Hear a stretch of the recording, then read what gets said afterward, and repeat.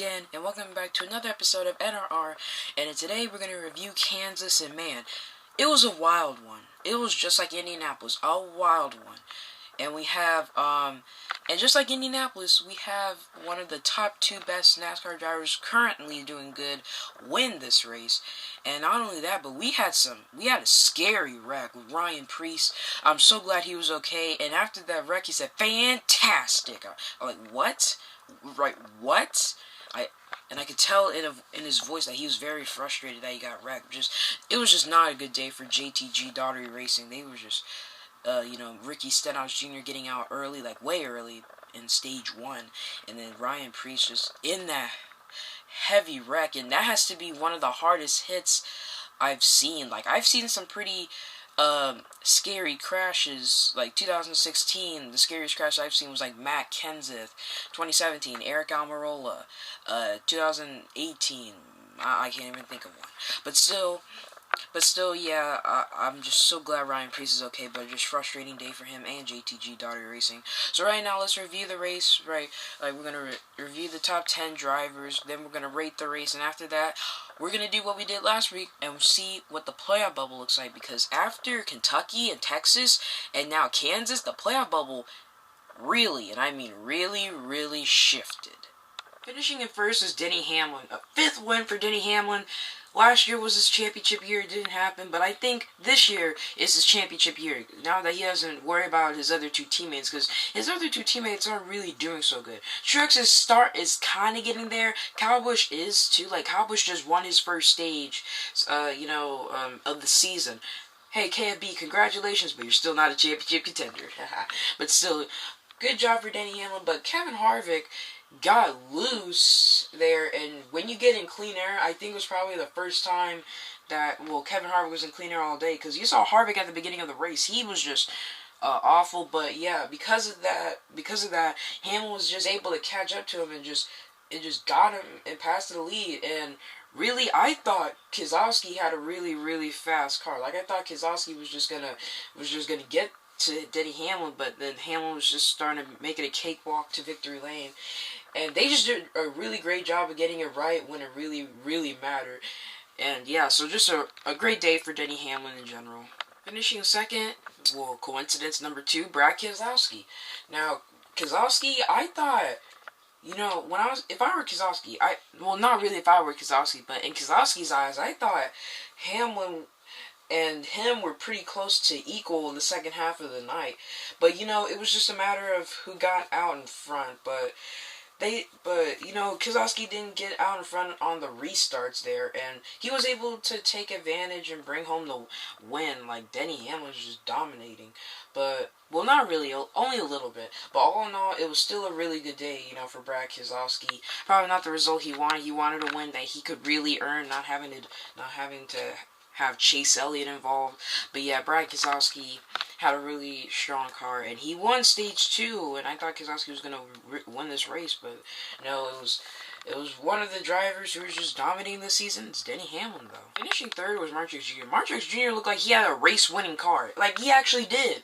He had a really fast car, but on that last restart, they were catching them, but they just needed more time. And I don't know, but every time that Truex got the lead, the caution would come out, and guys with like 2 tires in front of them would be like 6th and 7th and battle, and they had to battle their way back. Like, Blaney, Jimmy Johnson, Elliott, Hamlin, those guys took 2 tires.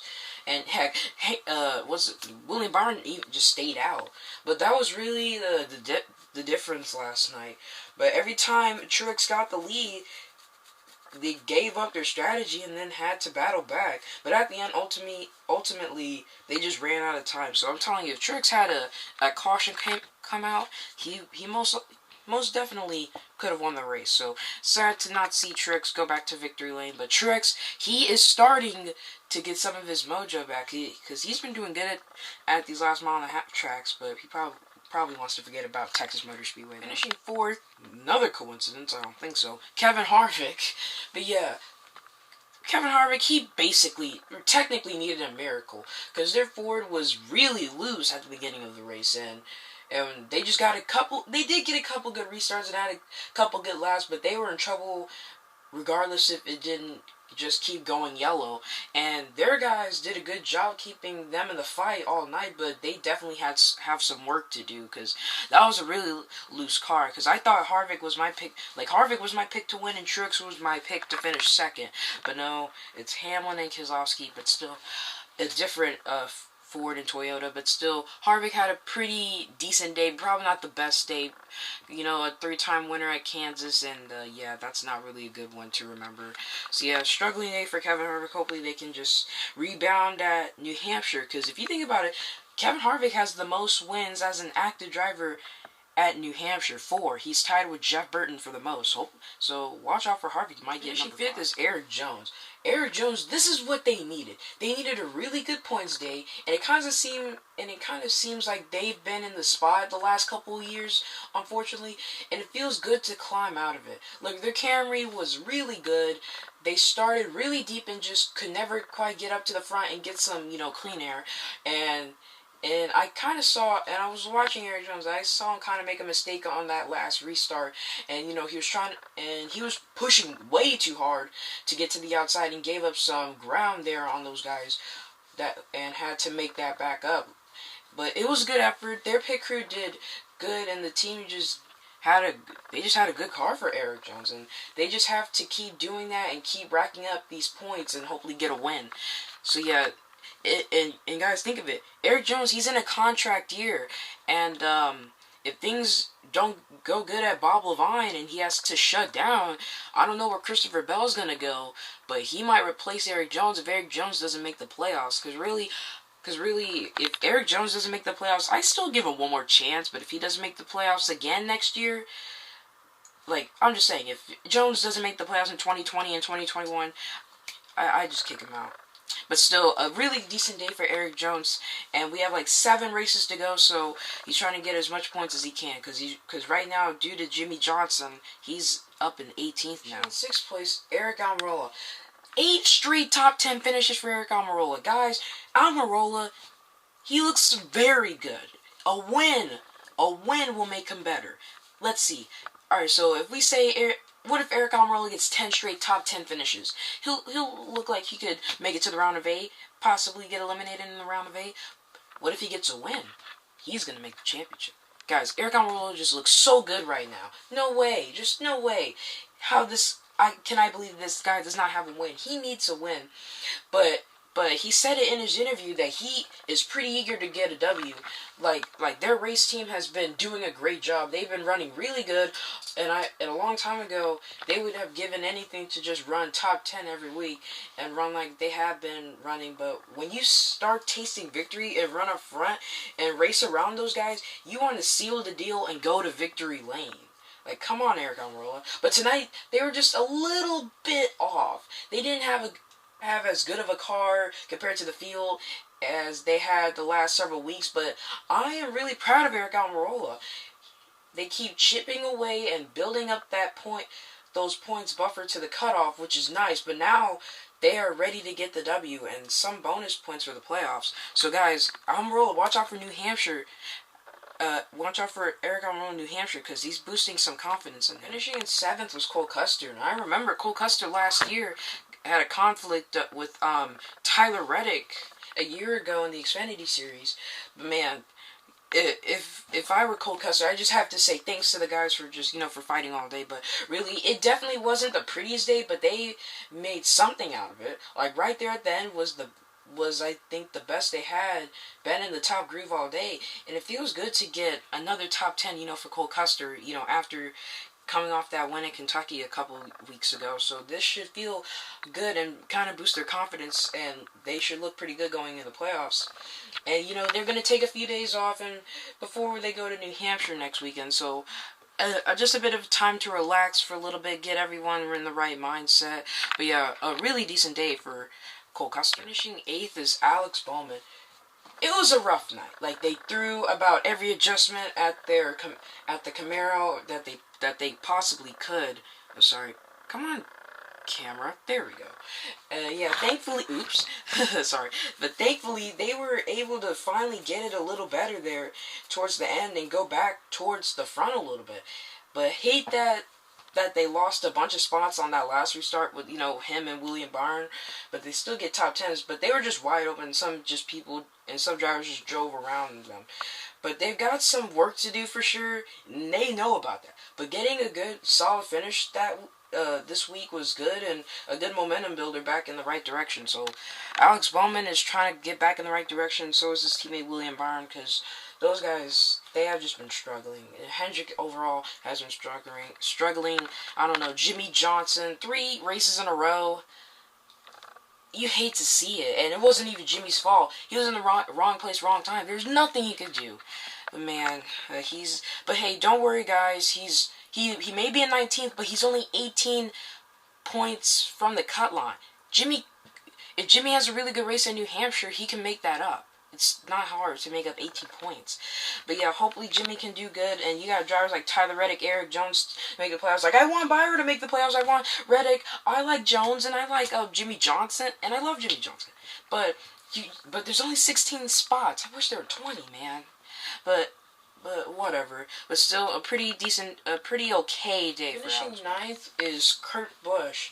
And if you saw Kurt Busch, that car was a little tough at times throughout the race. Like, they struggle on some of the restarts with tires, but thanks to their guys on the Chevrolet, they battled hard together and never gave up on working to make it better and try to find the sweetest spot to run. But they just need to keep after it and turn these top 10s into better results. Because Kurt Busch, you don't really expect Kurt Busch to win. Ever since I started watching NASCAR, I'm thinking Kurt Busch should at least win at least one race. Like he did in 2016, 2017, he did 2018, and 2019. I think 2016 he won 2 races. No, he didn't. Just one, Pocono. But yeah, Kurt Busch always wins one race, goes into the round of 8, gets eliminated. Championship hopes are demolished. Yeah, that's Kurt Busch. We know that's classic Kurt Busch. Rounding up the top 10 is William Byron. It was a really solid finish for them. They just needed that for sure for the playoffs. Like they started the race way off. They were really loose and just really struggling. Like you saw them in 24th, 25th, and didn't even get any stage points. They were just really struggling.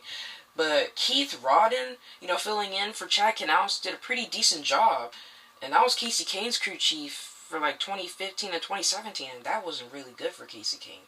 But still, just everybody made a lot of great adjustments throughout the race, and it really got them in a position where they could attack. And as soon as they got probably 10 laps on their tires, the car felt pretty good. They just stayed out there on no tires, really ran there with Keselowski, and was able to pass him back for the lead. And I thought they were looking really good. But unfortunately, the 2 tires didn't really work out for them at the end, and I think they just had too many laps on the left side and struggled there. But it's a learning lesson for William Byron, because he's back in the playoffs right now, but only 10 points to the good. Because Tyler Reddick, he's coming.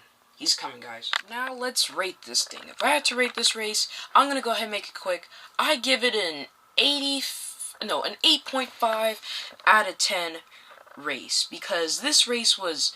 It was a really wild one. It's kind of like Indianapolis, how it's just really wild. We had a huge scary crash. We had some playoff shakeups again, and Kansas does put on some pretty decent shows. It wasn't better than last year's, but it had a pretty decent show. A little worse than last year, but it had a decent show. I think Kansas has to be one of the best mile and a halves. Well, that's what most fans say. They say Kansas is the best, and next to Kansas would be Chicagoland, and next to Chicagoland would probably be Las Vegas Motor Speedway. But if you have sister tracks like Texas, Atlanta, and Charlotte, they don't put on the best shows. So, why I'm not surprised. That's probably why they got rid of the Charlotte Oval for the Bank of America 400. That's why they turned it to the Roval, and that's why the Roval is my favorite road course. But yeah, I give it an 8.5 out of 10. Let me know what you guys think in the comments below. Alright guys, so here are the current playoff standings. Right here you got Hamlin, Harvick, Keselowski, Logano, Blaney, Elliott, Truex, Bowman, Dillon, Custer top 10. Then you got Almirola, Kyle Busch, Kurt Busch, Boyer, DiBenedetto, William Byron. You got a small little cut line right here. You have Reddick, Jones, Johnson, and Wallace. Yeah, I don't think Bubba Wallace will make the playoffs, guys, because he is minus 100 points. So yeah, I think that the playoffs are just going to come down to these 6 guys. I think Kurt Busch might be safe if he has like some pretty bad races, like these next 2 races. Like, the only way for Kurt Busch to be in a pretty bad situation if he just does bad, like finishes horrible in these next few races. But right now, I think the playoffs are down to Boyer, DiBenedetto, Byron, Jones, Reddick, and Johnson. Who do I want to make the playoffs? I want Jimmy Johnson, I want Tyler Reddick, and I want William Byron. But if I had to choose, but after Byron, I probably want Matt DiBenedetto. But who do I think will make the playoffs? I do not know. But those are your current playoff standings after Kansas, and man, it did shake it up a bit. Because of, Jimmy Johnson having his incident, that boosted up William Byron and by like 1 position. Reddick moved up 1 position. Same thing with Eric Jones. Bubba Wallace lost a lot because of that early wreck, and DiBenedetto lost a lot because he had that wreck that he was involved with Joey Logano and Jimmy Johnson and Austin Dillon. But yeah, this is your top 16. And yeah, I'm going to end the video here. So yeah, thanks guys for watching. Please like, comment, subscribe. Follow my Instagram at 6DonovanRob. And if you guys didn't notice, I have the new Jimmy Johnson 2020 Ally Chevrolet. It looks beautiful. It came out really great. Got the big A on the quarter panel. Yeah, so you guys want to watch that video, go watch it on my YouTube channel. And I made a new YouTube art. It looks very great. I worked very hard on it. It took me like 4 hours. No, actually it took me like 2 hours, I think. But yeah, thanks for watching, guys, and yeah, that's gonna be it. So I will not be making a video for a good while because I have a 9-day break. So yes, I will not be doing this till August 3rd, which is the day after the New Hampshire race. But also during the 9-race break, I will be having a video up about my a birthday haul for cars I'm getting for my birthday. So I should have that up too. Probably during the 9-race break. I don't know. I may have it later because I don't know when I'm gonna order them. But I'll keep you guys updated. But yeah, that's gonna be it. So peace out.